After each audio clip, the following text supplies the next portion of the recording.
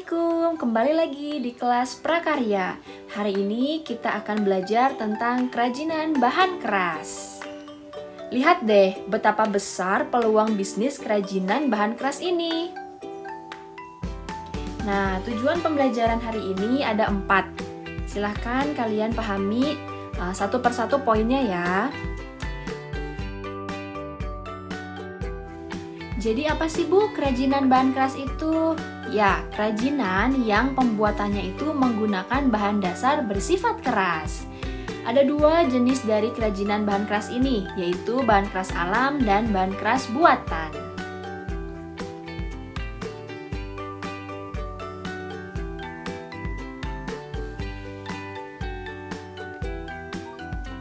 Untuk bahan keras alam, kita fokus hanya pada 3 bahan ya, yaitu kayu, bambu, dan juga rotan.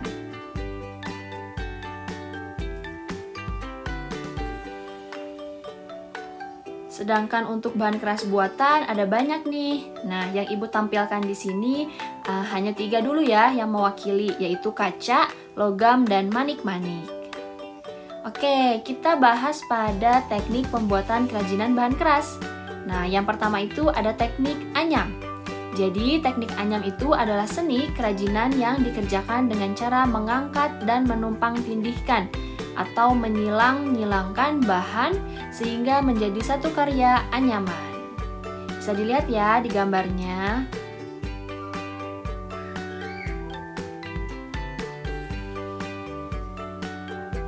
Nah, teknik yang kedua yaitu teknik ukir. Apa sih teknik ukir itu? Ya, jadi teknik ukir itu adalah kegiatan menggores, memahat, dan menoreh pada pola permukaan benda yang akan diukir. Biasanya dikerjakan di kayu ya.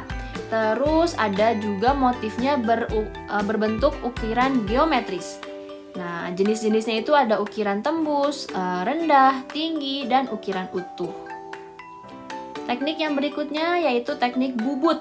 Nah, di sini diperlukan alat pahat berupa bubut gitu ya yang berfungsi untuk mengiris, terus menyayat atau menggaruk dan membentuk benda. Tekniknya itu akan menghasilkan karya yang berbentuk simetris, bulat, dan rapi. Contohnya itu ada asbak kayu, vas bunga dari kayu, dan juga benda-benda mainan anak. Yang keempat ada teknik cor. Nah, bisa dilihat ya dari gambarnya. Jadi teknik cor ini udah ada loh dari zaman perunggu mulai masuk ke Indonesia.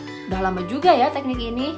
Nah, terdapat beberapa benda kerajinan dari bahan perunggu seperti kapak, terus bejana, dan juga perhiasan.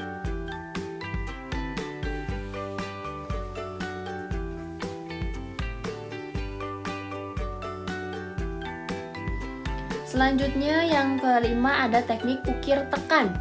Nah, di sini itu teknik ukir tekan adalah teknik membuat hiasan di atas permukaan plat logam tipis dengan ketebalan sekitar 0,2 mm. Wow, kecil juga ya. Nah, untuk plat logam kuningan ya, sementara untuk plat logam tembaga itu sampai dengan 0,4 mm.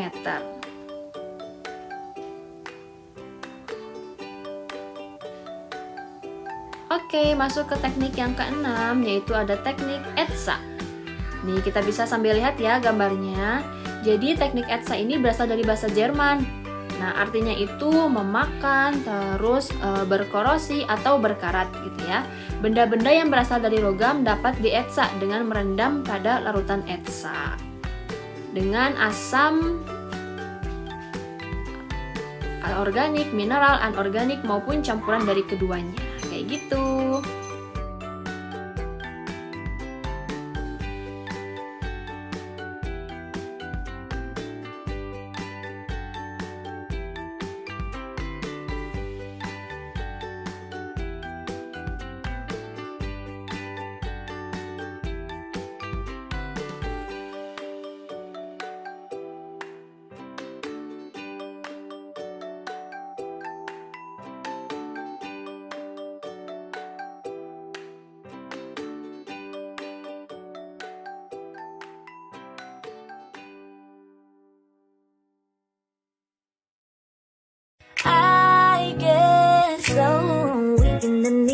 I can hardly speak. I lose all control, and something takes over me. In the days you love so